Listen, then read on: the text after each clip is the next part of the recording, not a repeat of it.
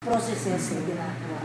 But we cannot bibiglayin na ganoon yun dahil sa pwedeng maging magsasara sila at magpopolarize. But specifically, an example, halimbawa, yung court-martial proceedings against yung mga suspected soldiers who killed the children and the wife of this katutubo in Tampakan, in South Cotabato, pina-follow up namin yan.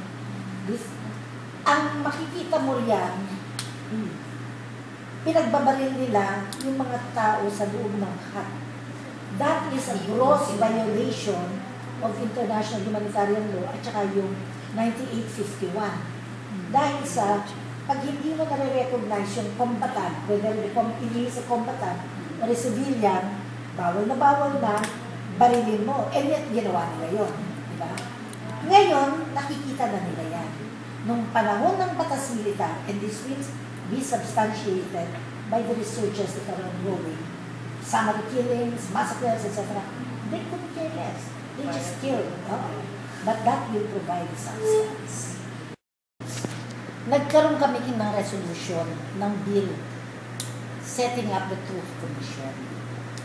Si Representative Oka Rodriguez, si Edsel Lagman, lahat ng mga human rights lawyers na yan who fought as human rights lawyers na mga members of Congress noon, mga kakasama-sama ko. So, sige, ito, Truth Commission. Pero anong lahalam na niyan Truth Commission? Si Imelda Marcos yata nandun, o it was Amy Marcos, no? And Imelda was ganyan, ano? And then, Roquito Ablan, at saka si Fariñas, yung Northern Alliance, nandun lahat yan, di ba? So, the Truth Commission was a small Truth Commission that could not, hindi siya unlag-unlag, sapagkat andyan ang relentless. What are you talking about the Truth Commission? Marcos did this, Marcos did that, Marcos did that. So the distortions prevailed. No? And that is why it took so long a time between my time, because I was a principal author of this law. It took that time up to now, up to Noynoy Aquino, hanggang naipasa na. But do we regret? Well, in a lot of ways, kawawang may mga gano'n, we can always say that. But the process is always important. Because the law today is far superior than the law that we had when Satur Ocampo and I were still in the House of Representatives working for that. We did not have the Memorial Commission that we have ngayon. No? Now, this is important because while the discussion was ongoing, panahon na yun, andun na yung Truth Commission, pero hindi siya umunlad-unlad. It necessitates a process, I think. No? And I think that the Claims Board cannot be the institution that will do that. Kasi limited nga, as Byron pointed out. But, yung makukuha nilang evidence based na claimants, at saka pinag-uusapan din ng nila nga yung plunder issue, yung socio-economic, then we can get researchers to look into the more national questions of plunder that were committed during the time of Marcos that made it easier for subsequent leaders to do plunder also, di ba? Kasi andun yun you could get away with that. All of this, if this is researched, can in fact bring about the conducive environment where the Truth Commission can probably be already legislated in Congress to bring about that kind of yung pinag-uusapan na the perpetrators and the victims themselves. How can healing and reconciliation anchored on justice be fully enforced? They're part of the consultants of the joint agreement for safe conduct pass, diba? They're part of the consultants. However, Alex Padilla, who is the head of the NDF panel, for the NDF Philippine panel, said that the list of government does not include the two as part of the consultants. And so therefore, sumagot ang NDF, well, they are in the list except that nasa loob ng disket pa lang yung kanila doon. So, buksan yung disket, but the problem was, hindi nila mabukas yung disket. Yung disket nasa retret. Ito yung facts of the matter. Oh. Dahil hindi nila mabukas yung disket, they will have to reconstruct, in which case, the government could not respond to that. Anyway, all of that took place. I was able to visit the Tiapsons after that. Sure, binisita ko na sila. Hindi ginagawa ng gobyerno yan kasi hindi sila nag-uusap. Kaya ako naman, chair of the Commission on Human Rights. I can do everything. So, binisita ko sila, di ba? Wala akong pando. Tapos, they never uttered, after Alex Padilla, hindi na nila binagito. Which means, ni-recognize na wala silang, it cannot hold water eh. Because when Alex Padilla said, wala naman kayo sa listahan eh. Tapos, sabi nila, nandun sa disket. Hindi ninyo mabukas yung disket. Gusto na, pwede ba naman natin ma-reconstruct? Mahirap na yun. Ano pa yung reconstruct ninyo? Kailangan nandun yung kwan ninyo. Wala naman sa listahan. Yun. So, in that regard, hindi nila binanggit yun. Ang binanggit nila, kasi nandun yung human rights officer na chief, si Tambanyas, General Tambanyas ng PNP. Nasa PNP kasi yan sa Custodial Center. Sabi niya, chair siya ng chair kay Jackson.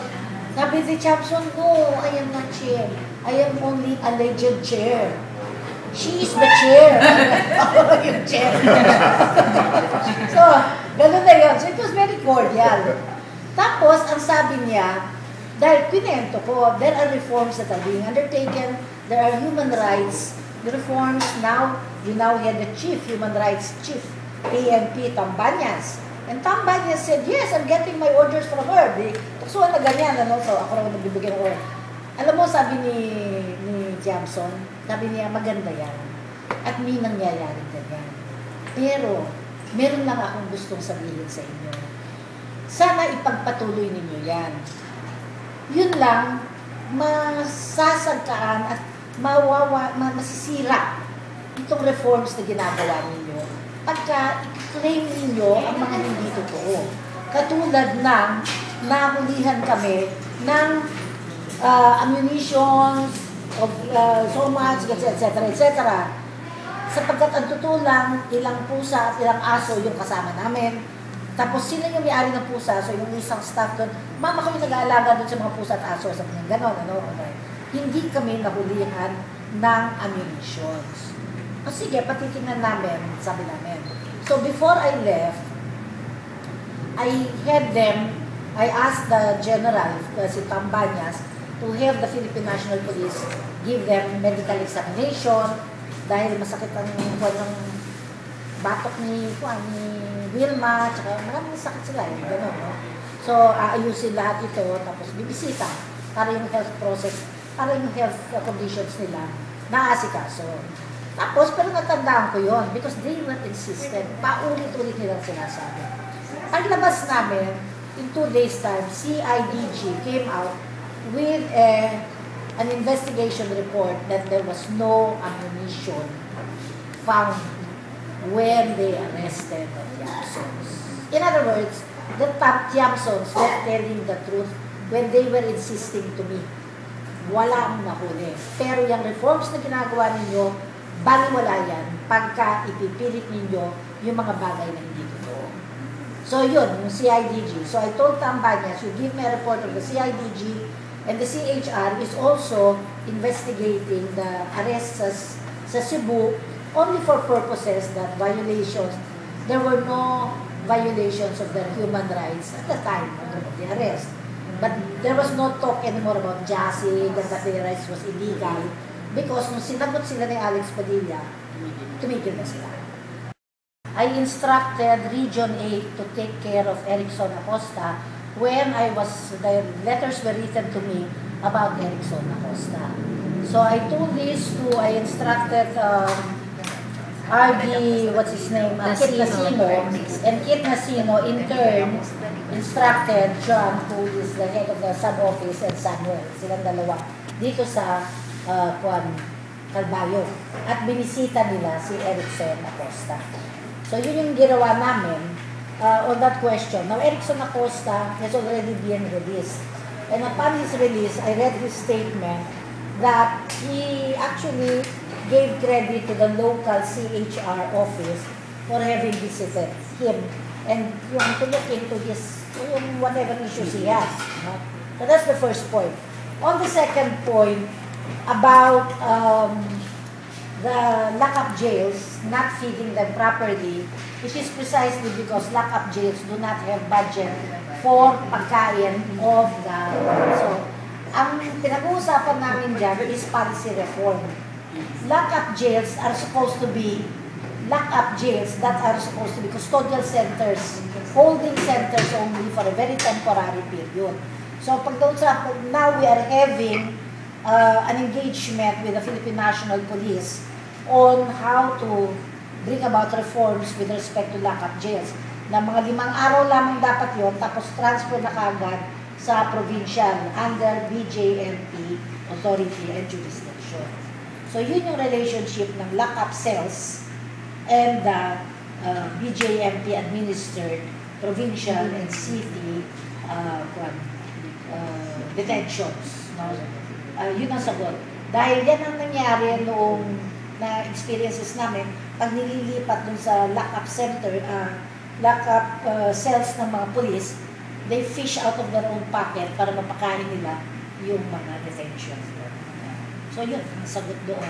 And right now, tinitingnan namin na tama lang, ang holding centers, sandali lang dapat, 5 days, kasi lipat na sa BJMP.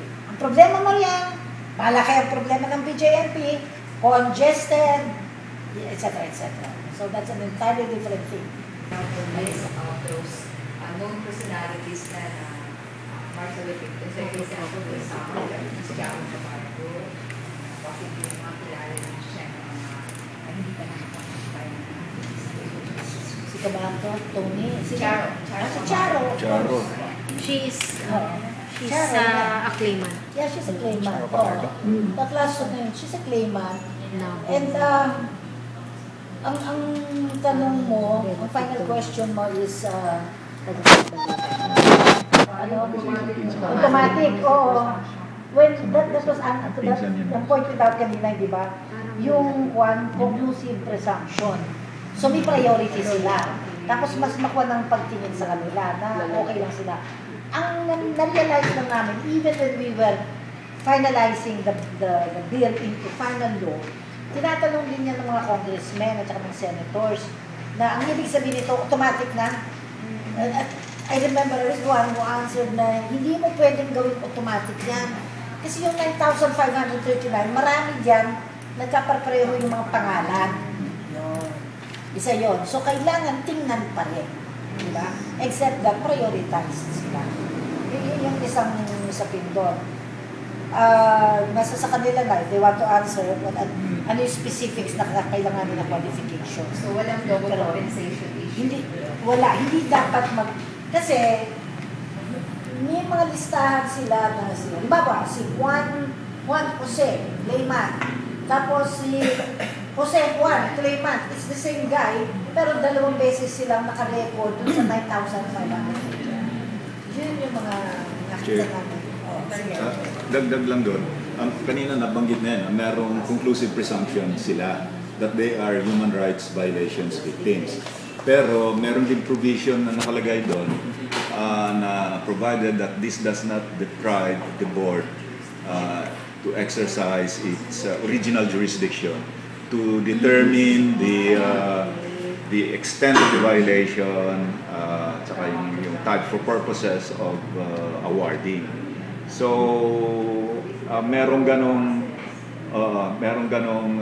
pasubali kung baga that the board can, kasi kailangan pa rin ma-determine kung ano yung type ng violations nila, ano yung extent in order to assign the points that they are entitled to. Pero unlike the new claimants, sila considered na human rights violations victims. Doon naman sa isang point ninyo, yung mga personalities, merong tinatawag sa law na motu proprio recognition. Ibig sabihin, on its own, the board can extend recognition to certain victims of human rights violations na well-known personalities, even if they do not apply. If only for the purpose of including them in the role of victims. Kasi marami sa kanila na okay lang sa amin, basta isama nyo na lang kami sa role of victims. Can they help in identifying other victims? Yes, oo. So tatlo yung yung conclusive presumption, banggit na kanina, yung class of plaintiffs at individual plaintiffs dun sa Hawaii. Tapos yung mga nasa listahan ng pantayog. And then the motu proprio victims who will be given motu proprio recognition. Tapos yung third category ay yung new claimants. Yun, marami yun na we expect. If you look at the Constitution, nandun yung 9, di ba? O hindi na natin babanggitin yung investigate civil political rights, violations, etc. So related lahat yan dito sa ngayon. But a very important one, kung we look at thematic issues, there are 9, not gonna talk about that. No? O, yung visitation sa mga detention cells, like the Bupan jail is 500% more congested than what it is allowed. And then if you go to Kidapawan or Kadapan or whatever, no, 200%. Ganon. So we have to visit these jails and help in, making sure that human rights are not violated. No, that's a tall order. Then there's the continuing research and education process. So this is part of the research and education process. No? And so on and so forth. But important enough, there are 2 thematic issues, or maybe 3 thematic issues that I want to underscore. The first is that the gender ombud, no? Because of the Magna Carta of Women, the CHR has been declared as gender ombud. So we're not satisfied with that. We came up with a resolution, even before my time, that we are also a child rights ombud. So gender ombud and child rights ombud. How do you now enforce this? Well, on gender ombud, there is the GAD, the Gender and Assistance Development Fund, no?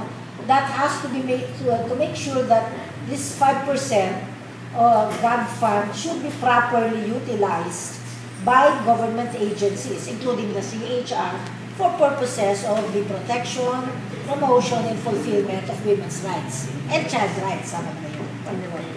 So that's one thing. Specifically and very interestingly, because this is also related dun sa what is now happening, a second thematic issue, which is the disaster IDP problem. Because of climate change and the negative impact of natural disasters and man-made disasters on economic development, this is a second thematic issue that we are addressing. So the training is being provided, our CHR personnel, so that they can be quick to address immediate issues of livelihood, relief, saving them, and then helping if evacuation is needed, and so on and so forth. No? In this regard, we found it very important to put together the Magna Carta of Women and then the IDP question in areas of concern like in Region 8 Yolanda, where child rape and abuses of women in evacuation centers have been found to be very important and significant. So here we are getting the help of the Philippine National Police through the Women and Children's Protection Desk, who are able to document up to the ground level yung rape at saka violations of women, violations of children, child abuses. At katulong namin sila with the DSWD, and then we're working it out with the Philippine Commission on Women, the PCW, headed by Remy Riquem, para ma-develop yung what we know as Human Rights Action Centers guided by the rule of law. So yung Human Rights Action Center is RAC, guided by the rule of law, which is ROLL. So it's a rock and roll program of the CHR getting together everybody, and you can join us if you wish, so that we can now make sure that we are able to integrate human rights into local good governance. Because all of this thing is happening on the ground. So this also includes a third thematic issue, which is business and human rights. No? So now businesses will have to operate under the UN guidelines, which is a rugged framework that says respect human rights, protect human rights, and provide effective remedies if damages are made against the victims of human rights. I end that up by saying, when you look at, because essentially it's all about power. It's all about governance. I don't care where you are, and that's what it's all about. It's all about government and who has the power. So to address that question, the CHR looks into what government has in store and how human rights can be included. Jesse Robredo says, the seal of good governance means accountability and transparency and sustainability of governance through funding, sustainable funds, autonomous. Mar Rojas adds, not only that, you have to have that as the first ingredient. Secondly, disaster preparedness. So we know that for Sama and later, Yolanda and the earthquakes and everything else. No? So the third is social protection. So dyan pumapasok yung children's rights, women's rights, IP rights, disability rights, etc., etc. No? Then the fourth is friendliness of the businesses. So dito pumapasok yung business and human rights. It must be rules-driven because when you look at the Philippines, the Philippine economy is run by 95% small and medium income businesses. And only 5% are big transnationals. So this has to be addressed in terms of what business and human rights means. No? And then the fifth, of course, is environmental management. So dito pumapasok yung climate change at saka yung underpinnings of environmental laws, no? Against, halimbawa, destructive impact of mining activities, or yung tinatawag na development aggression activities, and so on. And then the last point, of course, is peace and order. So dito pumapasok yung the human rights context so that even in the peace process of the Bangsamoro governance, kailangan yung human rights inclusion sa local government dito sa Bangsamoro area nakapasok para magkaroon ng tunay sapagkat lahat ito mga may Muslim dyan, may Kristiyano dyan, may lumad dyan, may wala dyan, pero diversified, paano ang pagtuhog ng kanilang uniform na nagkakasundo sila, kundi yung karapatang pagtao. So ito yung dapat tinagos. Mga violations of human rights, tapos yung extrajudicial killings that continue to take place ngayon, torture victims that took place in Binyan, Laguna. So marami pa ba yan? Yung sa torture ng Noynoy Aquino, meron tayong advisory.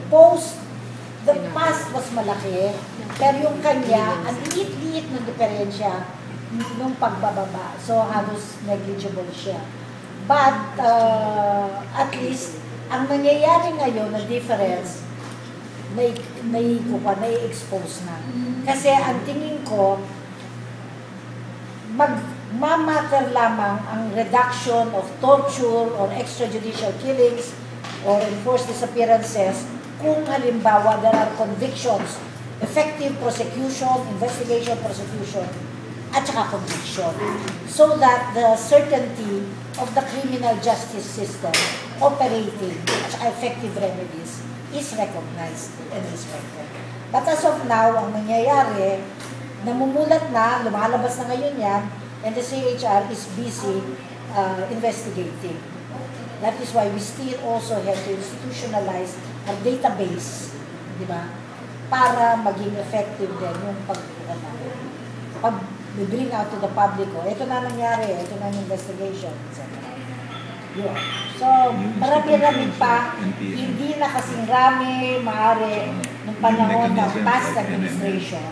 Pero marami pa rin yan, and it can still be worrisome. Ang patuan massacre, which is just recent, yung Mindanao massacre.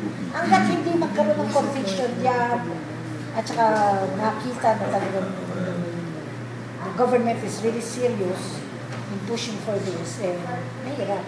But you know, hindi na yan basta kasalanan ng militar o police. What about the court systems? Diba? The prosecution. Ang daming corruption pa rin yan. Quezon City lang, maraming mga corrupt na mga prosecutors. Yung ganyan. Maraming ganyan na. In other words, yung sinabi kanina ni Attorney Byron na napakahalaga ng recognition natin of the impact, negative impact of martial law. Civil political rights violations, mas kilala na yan. Yung plunder question, mas kilala na yan kasi yung ninakaw ni Marcos, mas binalik. Pero yung pangatlo, the distortions of the institutions, the structures and the processes of a democratic system of rule, that is the very difficult question that we still have to do. And that is what we are doing right now. Walang database, maraming corruption, hindi sinasabi yung totoo, kahit sa media, di ba, meron yung mga... May naabi mo yung FOIBL. Oo, yun. Oo. Yun. FOIBL, okay na kapat, pero kayo, pero nangyirapan na gano'n, di ba? Yun. And that, to me, is a process na kailangan mas mabilis tayo. Maybe we should talk less about food. We should talk more about reforms. Ganun pa, kailangan natin. I only hope that you can become an integral part of our effort to disseminate public information that is in the interest of the common good, the enforcement of the law, for instance, so that yung ating citizens, no, especially in the remote areas, matulungan sila. And kung kakailanganin, matulungan sila na ma-access ang information, tapos ma-access ang areas where they can in fact live. At yung mga basta citizens ma-access so that they themselves become public persons. Yung mga from the persons. Thank you.